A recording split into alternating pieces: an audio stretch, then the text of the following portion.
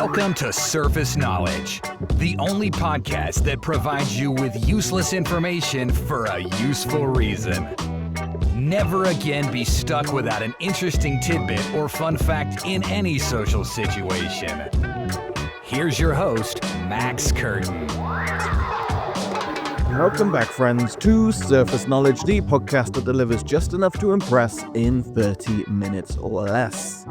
Now, this week, we're going somewhere a little bit darker, a little bit more disturbing than our usual episodes, but it is an interesting topic matter that looks at the way that people behave.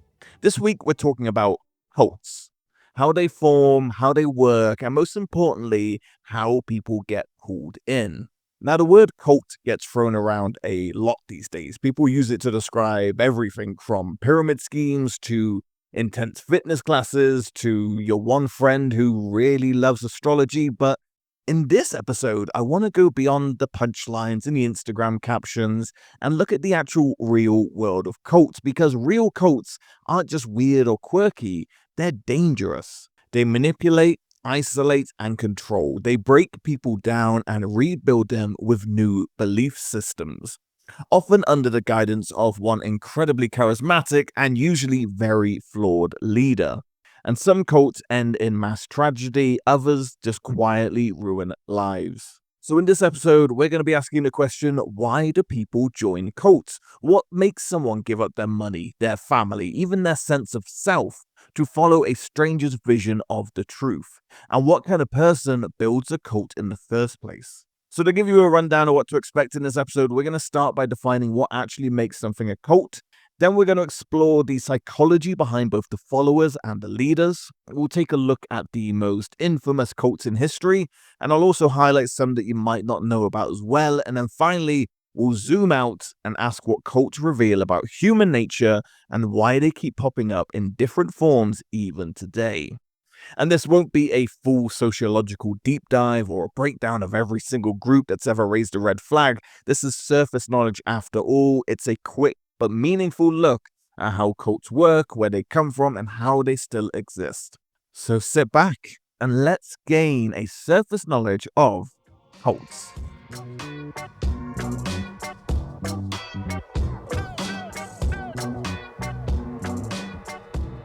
So let's start then with a question that sounds very simple, but it isn't.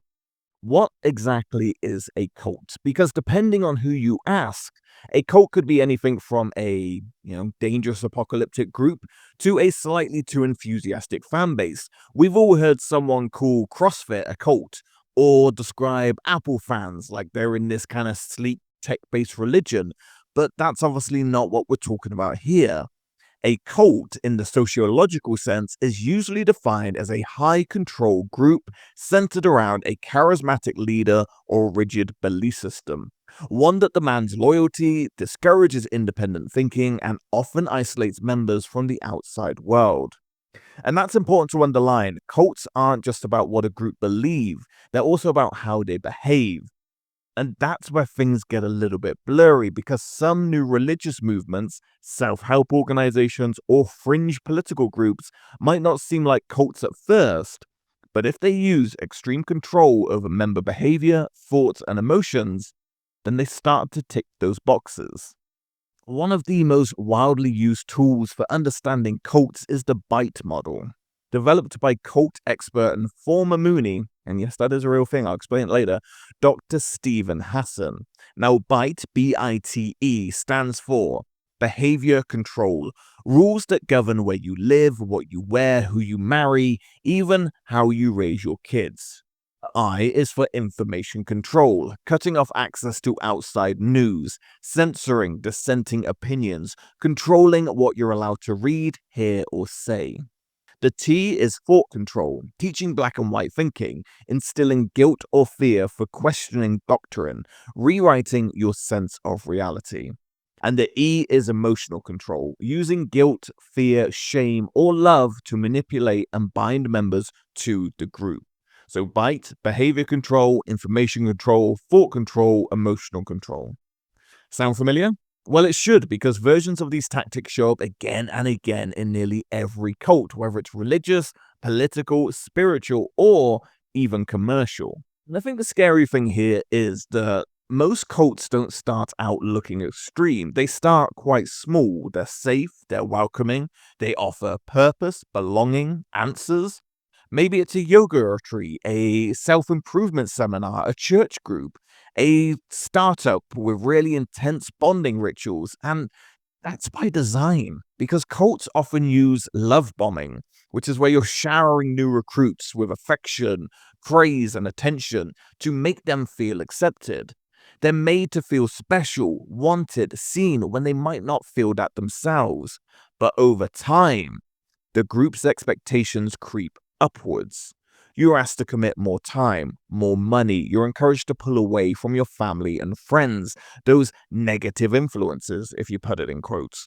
You're told that doubts are dangerous or a sign of weakness or proof that you're not spiritually involved enough. And by the time that someone realizes that something is wrong, they're already deeply invested. Now, isolation is one of the most powerful tools that a cult has. From a physical standpoint, many cults move members to remote compounds or demand total commitment that separates them from their previous lives. From an emotional standpoint, members are told that outsiders don't understand, or worse, are actively trying to destroy the group's mission.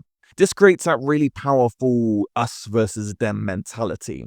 And the more isolated people become, the more dependent they are on the group for approval, identity, and purpose.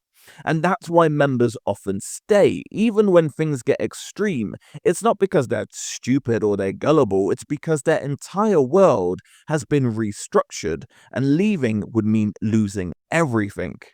Another misconception is that all cults are centered around apocalyptic predictions or religion. Now, that's often the case, but it's not always why they appear. Some cults are commercial. They're disguised as self-help organizations or business training programs. Others operate as wellness brands, political movements, or lifestyle communities. Some even use the language of science, psychology, or empowerment to draw people in. And the thread that connects them all isn't what they believe, it's how they enforce belief and what happens to those that question it. So there we go. We've got our cult starter pack. We've got control, isolation, manipulation, and usually a very charming person at the top pulling all the strings. In the next section, we're going to look at the deeper psychology angle behind it all, the leaders, the followers, and why these dynamics repeat over and over again across time and culture. So now that we know how cults operate with control, isolation, and manipulation, let's ask that next question. Who actually joins these groups? And who's the kind of person that starts them? Your stereotypical image of a cult follower is probably someone who is lost, naive, and looking for some kind of guru to do the thinking for them. But the truth is actually way more complicated and, in a way, way more human. At the heart of every single cult is a promise. It's going to be a better world, a clearer purpose, a sense of belonging. And for people going through a crisis, whether that's emotional, spiritual, or financial, that promise can be very, very powerful.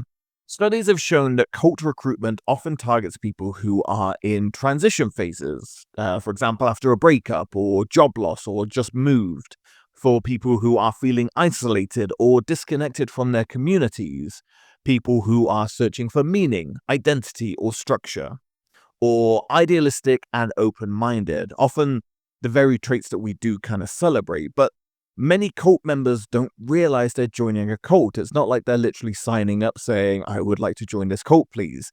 They think they found a spiritual group or a mentorship program or a social movement with higher purpose. And they're often welcomed with open arms. They're love bombed with attention, and then they're drawn deeper. By the time those red flags appear, the person may already feel too emotionally or socially invested to walk away. Well, one of the most common questions you hear, is why didn't they leave? Why didn't they just get up and walk away when things got weird? And there's a few psychological tools at play here, and cults use them all expertly. So there's the sunk cost fallacy, the idea that I've already given so much time, money, energy, I can't quit now. Then there's cognitive dissonance. When faced with uncomfortable truths, people often rationalize them rather than admit that they were wrong. You then have fear and dependency. Members are often cut off from the outside world and are told that leaving means punishment, spiritual ruin, or in some cases, literal death. And then finally, there's the groupthink and peer pressure. When everyone around you believes something, dissent becomes psychologically exhausting. In short, leaving a cult isn't like, unsubscribing from a newsletter or turning this podcast off. It often means losing your community, your identity, and sometimes your safety. So let's flip it then. Those are the people, but who are the people that start the cult in the first place? And if you remember from our serial killer episode, there are profiles that have been built of what you can kind of look out for. But when it comes to cult leaders, there's not really a single profile. But there are a few traits that pop up again and again. Most cult leaders are charismatic. They know how to command attention and make people feel special. They're authoritarian. Their word becomes law, and questioning them is unthinkable. They're manipulative. They exploit vulnerabilities, test loyalty, and isolate dissent. And they're often narcissistic or sociopathic. They lack empathy but have a strong need for admiration and control. Some truly believe that they're enlightened. Others are just con artists in robes. But in both cases, they build systems where they become the source of all truth, all love, and all power. And that's the key. In a cult, the leader doesn't just lead, they replace the world. Your decisions, your belief, your relationships all run through them. If we look at connections here, cult dynamics echo famous psychological studies like the Stanford prison experiment. In that study, regular students quickly adopted abusive roles when placed in positions of unchecked power. And cults often function the same way. An artificial environment, extreme roles, and zero outside accountability. And then what's the result? Even your well-meaning people can start enforcing rules they once would have resisted, all in service of the group. And it's easy to assume, sitting here, listening to this episode and hearing all the warning signs, that you'd never fall for a cult, right? But experts say that's exactly what makes people vulnerable. The belief that you're immune. Because cults already look like cults on day one. They look like support groups, movements, friends, answers. And by the time that control becomes obvious, as we've learned, it's no longer easy to leave. And that's not weakness, that's psychology.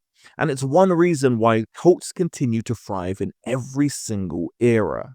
So now that we've looked at how cults work and the people who get involved on both sides of the equation, now we need to look at some real life case studies. The big, infamous ones that shocked the world, because if anything proves how powerful these systems can become, it's the tragedies that happened when belief, power, and control collided. When most people hear the word cult, certain names come to mind instantly. Jonestown, Manson, Heaven's Gate. These aren't just news stories, they are part of our cultural lexicon. They're shorthand for how belief, control, and unchecked power can go. Let's start with the most famous here, Jonestown and the People's Temple. The phrase drinking the Kool-Aid comes from here. Although technically it wasn't Kool-Aid, it was Flavor Aid.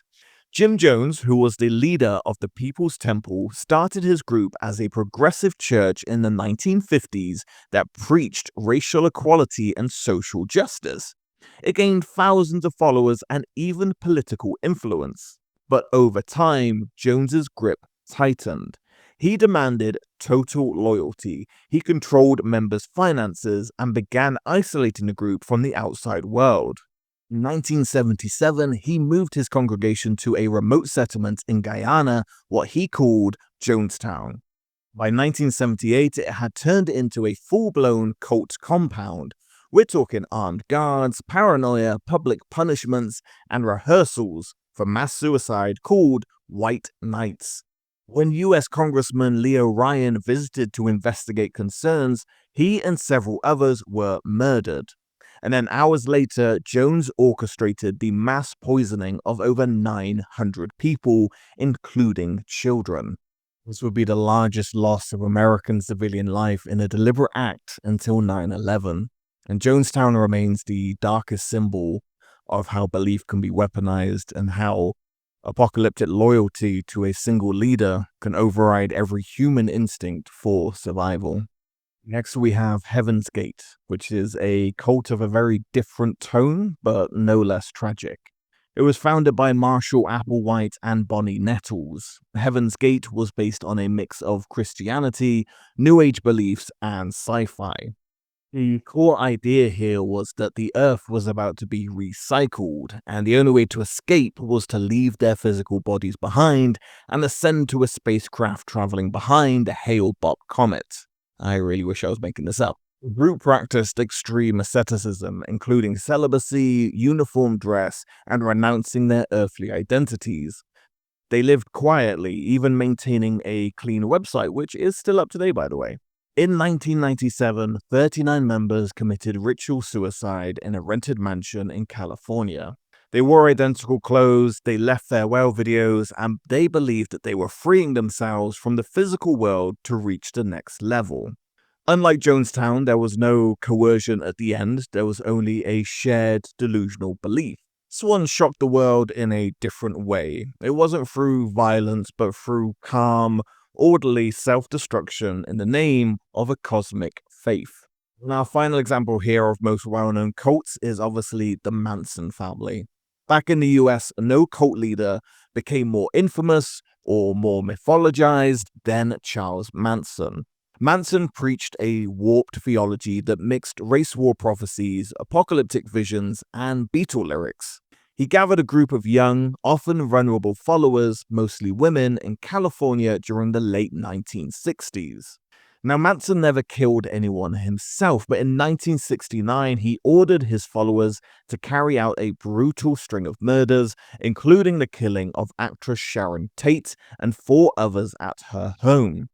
The group wrote messages in blood, claiming to start the chaos that would trigger a societal collapse he called Helter Skelter. The murders were shocking, they were ritualistic, and strangely theatrical. They seemed to mark the end of the 1960s counterculture dream. Manson became a twisted cultural icon, a symbol of how charisma and control can override morality completely. So what did they all have in common then?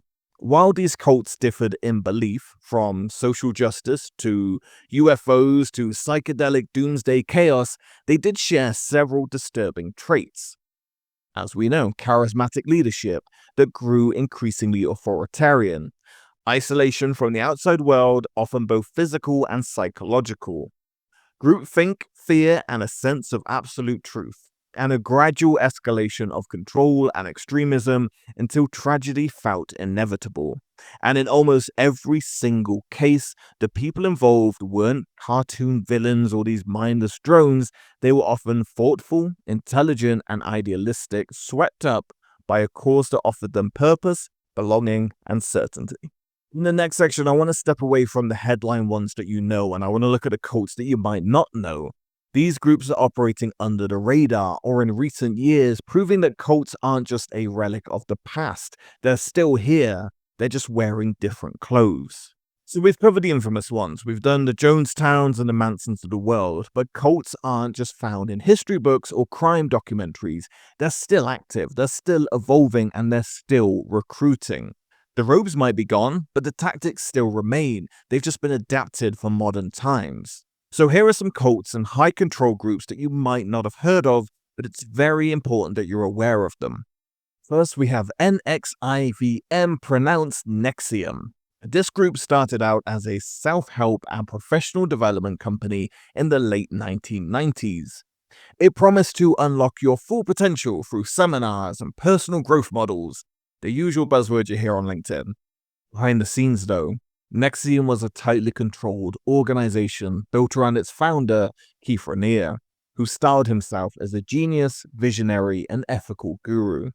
In reality, Raniere was exploiting members financially, emotionally, and sexually.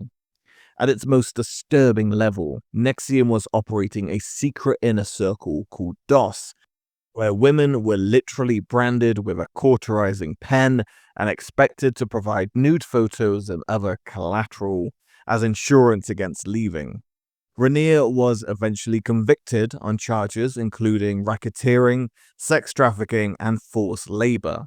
Several high-profile members, including Hollywood actors, were also implicated. NXIVM is a textbook example of a modern, professional-looking cult, one that used corporate language, goal-setting, and empowerment talk to lure people in, while operating with the same cultic control and abuse found in older, more overt groups. Next, we have FLDS, which stands for the Fundamentalist Church of Jesus Christ of Latter-day Saints. This group is a breakaway sect from mainstream Mormonism, and it's been linked to widespread allegation of forced marriage, underage abuse, and extreme authoritarian rule. The group's most notorious leader, Warren Jeffs, declared himself the prophet of God and demanded absolute obedience. He arranged marriages between older men and underage girls. He maintained a strict patriarchal hierarchy and excommunicated men who challenged his authority. Jeffs is now serving a life sentence for child sexual assault, but the group still exists in various forms, mostly in isolated communities in Utah, Arizona, and Texas. The FLDS shows how cult dynamics can flourish within religious frameworks, especially when isolation and divine authority are combined. Next, we have the 12 Tribes. This was founded in the 1970s in Tennessee. 12 Tribes is a religious communal movement that blends Christian teachings with Old Testament rules. Members live communally, dress modestly, and reject many modern norms. On the surface, it can seem peaceful and self-sustaining, but the group has faced repeated investigations into child labor, corporal punishment, and indoctrination. Children are homeschooled with group-only doctrine, members work for little or no pay in group-owned businesses, and there are strict rules about gender roles and obedience.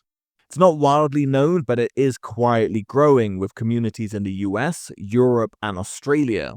Critics call it a cult, members call it a family, but again, as we look into this, the familiar red flags are all there: isolation, rigid belief, and control disguised as structure. So these stories remind us that cults don't always come with robes, chants, or doomsday clocks. Sometimes they look like workshops, yoga classes, business seminars, or online communities. So how do we make sense of it all? Why do cults keep showing up in new forms? What did they reveal about the way humans seek meaning, connection, and control? So after all of the fear, the fascination, and the horror stories, it's worth taking a quick step back here and asking why do cults keep happening? Not just historically or isolated incidents, but right now, 2025, why are they happening in different forms across every continent and every generation? Because the truth is, cults don't survive in a vacuum. They grow in the cracks of society, and what they reveal is often not about belief systems, it's more about human needs. As we've seen, at the heart of most cult recruitment is something incredibly ordinary: the desire to belong. We all want connection, we want structure, we want a community, we all want to feel like we matter and that we're part of something bigger than ourselves. Cults don't invent that need, we already have it. What they do is they exploit it. They offer certainty in an uncertain time. They are the answer to life's messiness. They're a clear identity in a confusing world. And when people are isolated, searching, or in crisis, those offers feel irresistible. The problem is what comes next, when that belonging is weaponized and independence is treated as betrayal.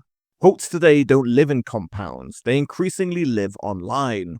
You can now find groups with cult-like behavior on forums, Discord servers, Instagram pages, and YouTube channels.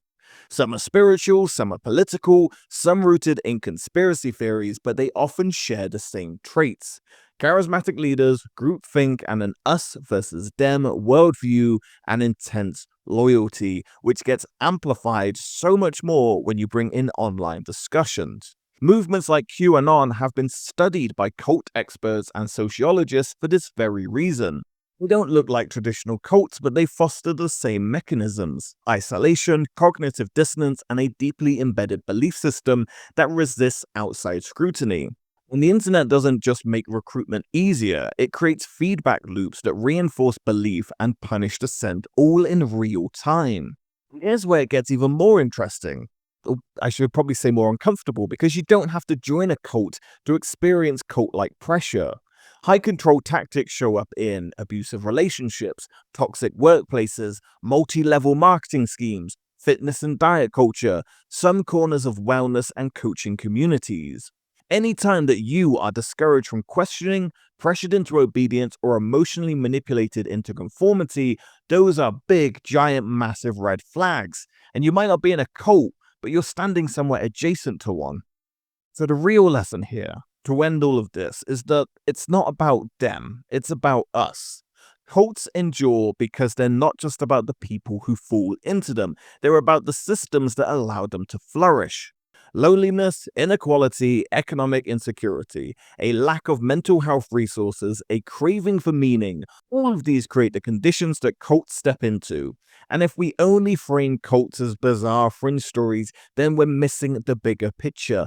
The truth is that cults are built on weakness. They're built on very human instincts, the same ones that make us seek out friends, mentor, and community. The difference is what happens when someone takes that trust and uses it to control. So as much as we love the bizarre stories and the strange leaders and the tragic endings, the real power of cults is in what they reveal about the rest of us. Because given the right circumstances, the right pressure, and the right promise, almost anyone, even you listening to this episode, could get pulled in. And that, my friends, is what makes cults so disturbing and unfortunately compelling.